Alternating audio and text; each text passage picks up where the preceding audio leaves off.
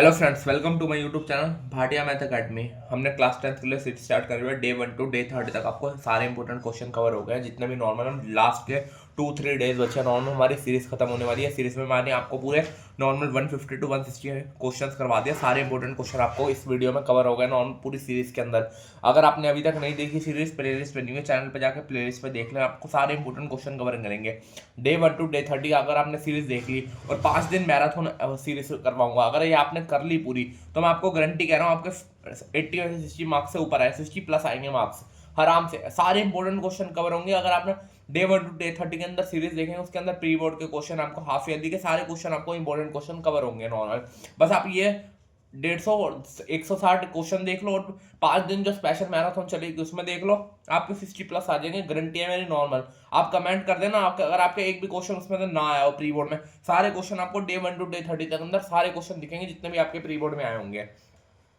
Which term of an AP will be first negative term. Normal हमें ए देखो कितना 84, डी निकाल लो 80 minus 4 minus will be negative term. A N का फॉर्मूला लगाएंगे। ए एन का क्या है? फर्स्ट नेगेटिव टर्म कौन से होते हैं? जीरो से लेस देन, तो ए का plus n minus 1, d less than zero. A की वैल्यू क्या है नॉर्मल हमारी?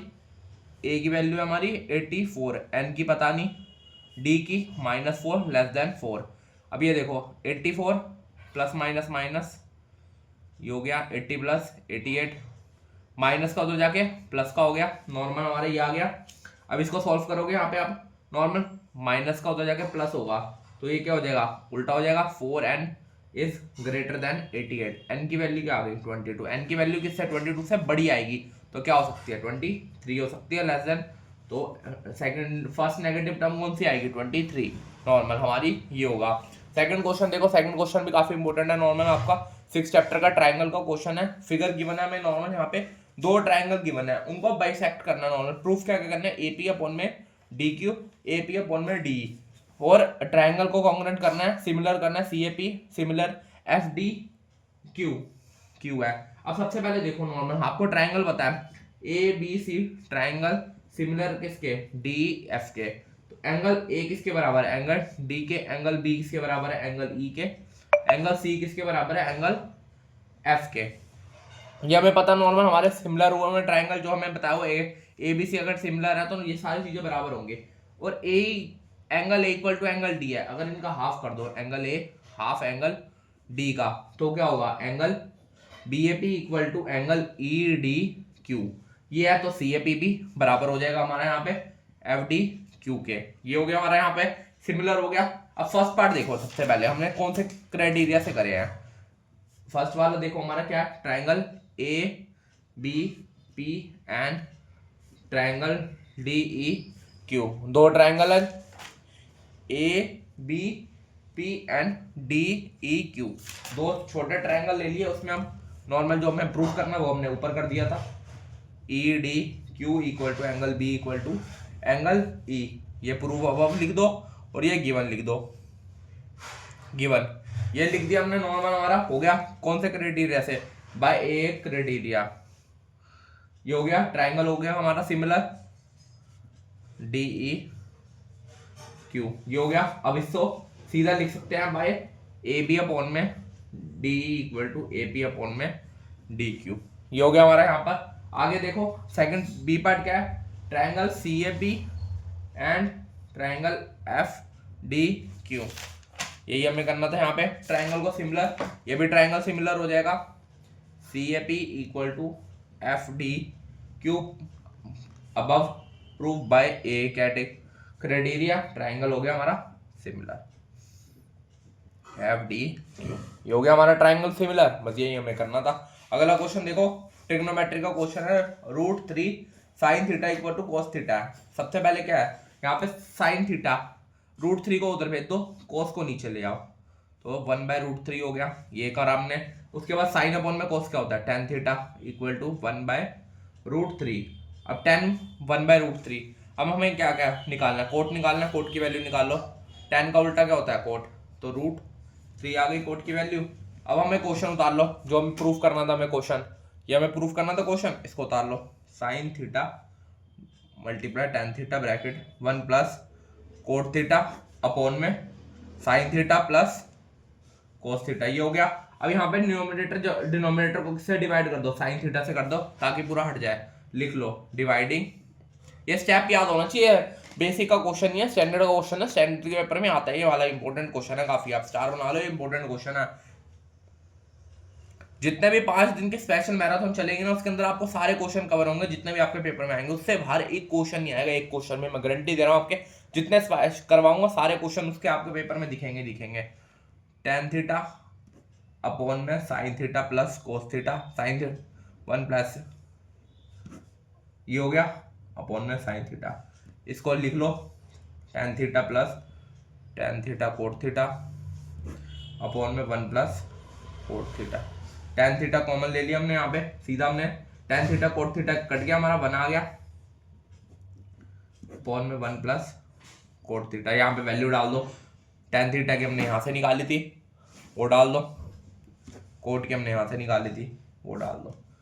इसको हमने करा solve, 1 plus √3 divide by √3 1 plus √3, ये कट गया पूरा, बचा गया 1 बाय √3। यही हमें वैल्यू निकालनी थी, ये आ गई हमारी वैल्यू, बस हमें यही करना था। अगला क्वेश्चन देखो, फोर्थ क्वेश्चन भी काफी है, एपी का क्वेश्चन है। एपी के क्वेश्चन याद आते हैं, ऐसे क्वेश्चन आ जाए जो आपको पेपर में समझ ही नहीं आएंगे।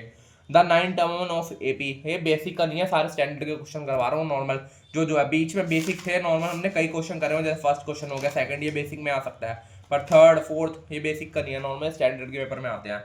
The 9 term of an AP is equal to 7 time the second term. अब नॉर्मल 9 टर्म था, 9 टर्म को लिख सकते हैं A9, इसका मतलब equal to 7 time second term. अब इसको सॉल्व कर लो, A9 को क्या लिख सकते हैं, A+7D, इसको सॉल्व करा 7A + 7D, इधर D को उधर ले जाओ, 1D इक्वल टू 6 है, ये आ गया। अब सेकंड देखो आगे क्या लिखा हुआ है, and second term and 12th term A12 exceed मतलब -5 times third term is equal to 2। Equation बस बनाते रहना, एक्सीड का मतलब माइनस होता है, 5 टर्म्स है 5, थर्ड टर्म में तो A3, इसको लिख लो A+11D -5 bracket A+2D equal to 2, ये हो गया। इसको सॉल्व करो, माइनस इक्वल टू 2, A में से 5 है -4 है, 1D इक्वल टू 2। अब यहाँ पे D की वैल्यू डाल दो, D की वैल्यू डाल दो, माइनस का 10A इक्वल टू 2, A की वैल्यू आ गई 2 बाय -10, A की -1/5, A की वैल्यू आ गई हमारी यहाँ पे। अब A की वैल्यू आ गई, हमें कोई दिक्कत तो नहीं है यहाँ पे, A+A12 है third term plus 11D minus A+2D -5 है -10D, A में से -4 है प्लस 1D, सही करा, कोई दिक्कत है यहाँ पे देख लेना, फर्स्ट टर्म है। अब एक बार चेक कर लो, -4 है, यहाँ पे प्लस का 1D आएगा, हाँ ये गलती हो गई, प्लस का 1D ये आया, प्लस का, ये एक साइन की दिक्कत हो गई थी बस।